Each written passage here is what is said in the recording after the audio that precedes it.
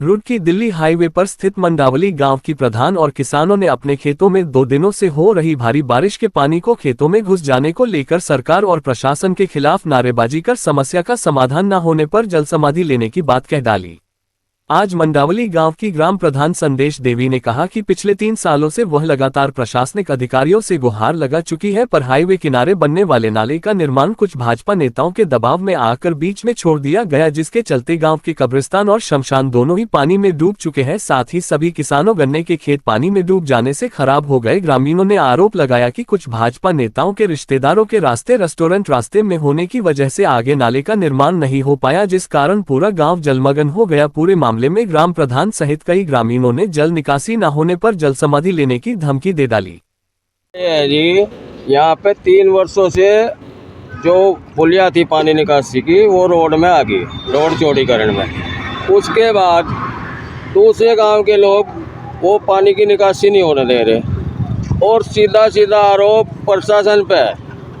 जो जिला पंचायत अध्यक्ष है उसके ये रिश्तेदार हैं सामने, उनके दोनों साइड में होटल है, वो खुलने नहीं देते। एसडीएम साहब भी जिला पंचायत अध्यक्ष से घबरा जाते हैं, धरना प्रदर्शन होते रहे और ये हालात पैदा होगी। जंगल में तो नुकसान है ही, ना मुर्दा जला जा सकता ना कब्र खोदी जा सकती है। आपका कहने का मतलब है कि जिला प्रशासन है वो कहीं ना कहीं नेताओं के दबाव में काम। मेरा सीधा आरोप जिला पंचायत अध्यक्ष किरण चौधरी पर है, जिसके रिश्तेदारों ने यहाँ की निकासी बंद कर रखी है। दोनों साइड में उन्हीं के होटल है।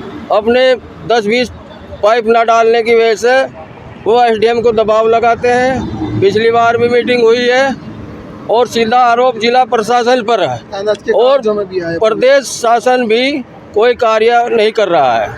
हाईवे आगे आपका क्या स्टेप रहेगा? आगे स्टेप तो ये रहेगा, जैसा स्टेप दिखा दिया था पहले ऐसा आपके भी दिखाएंगे। इसका बदला हम चुनाव में भी लेंगे और धरना प्रदर्शन जो भी हमारा होगा वो चलता रहेगा। देखो जी, एक तो यहाँ पे गवर्नमेंट स्कूल है, इसमें पानी का भराव बहुत ज़्यादा है। दूसरी जो समस्या उत्पन्न हो रही है, यहीं पर हमारे गांव के कब्रिस्तान है, इसमें बहुत ज़्यादा पानी भराव है। और फिर यहाँ पे शमशान घाट है, उस शमशान घाट में भी आप कम से कम घुटनों तक पानी है।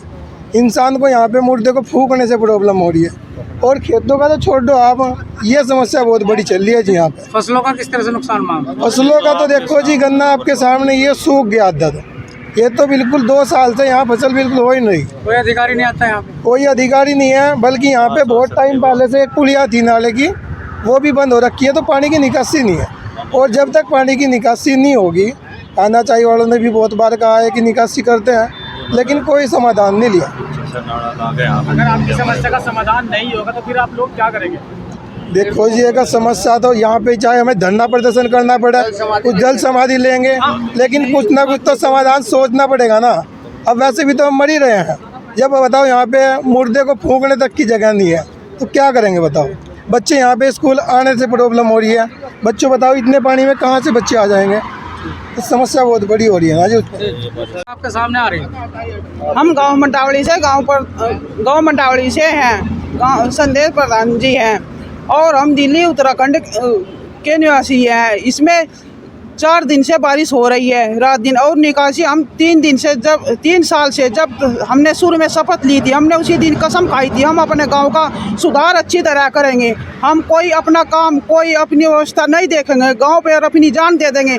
आज हमारे गांव में पानी इतना भर रहा है कि वह स्कूल के बच्चे भी पढ़ने के लिए परेशान हो रहे हैं। घरों में पानी भर रहा है और खेतों में किसानों की फसलें सबकी बेकार हो गई है। गोटों तक पानी हो रहा है और खेतों में से कीड़े कांटे, सांप सरुंडे सब निकल के घरों में जा रहे हैं, बच्चों को काट रहे हैं, बूढ़ों को परेशानी हो रही है।